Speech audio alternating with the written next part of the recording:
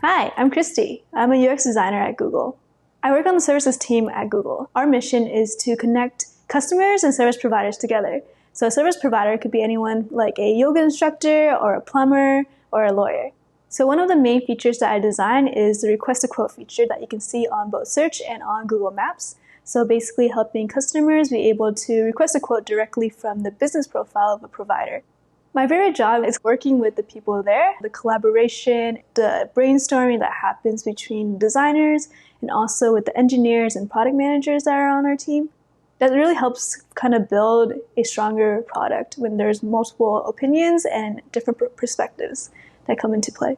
So our process kind of starts differently depending on what feature we're working on, but a lot of times it starts with research and figuring out what needs are not being met for customers or, in my case, providers. So a lot of times we kind of do a lot of interviews and surveys to figure out what are people frustrated about, what are they not really happy with in their user journey.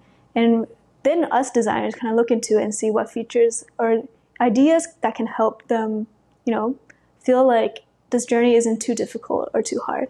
When I'm designing and I want to start getting feedback, I can bring it to critiques that happen within our design team. It's a very open space and safe space, and it's a very productive area where we can really try to push each other to think differently.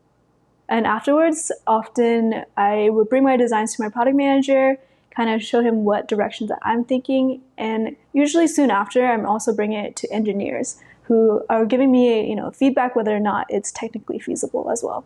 Feedback is super important because I often find myself really tunnel visioning on what I think the best design would be, and usually that's not going to be the best design.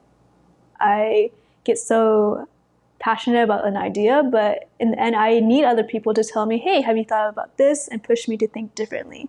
One time I was learning to design for people who are colorblind. There's a lot of colors out there that actually, someone who is colorblind can't really differentiate. So if I didn't take that feedback, I think that app that I was designing for probably wouldn't be as helpful for those who were colorblind.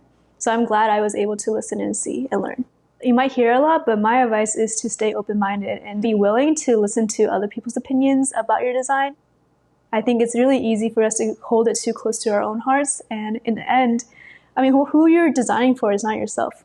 And so I think that's why it's so important to listen.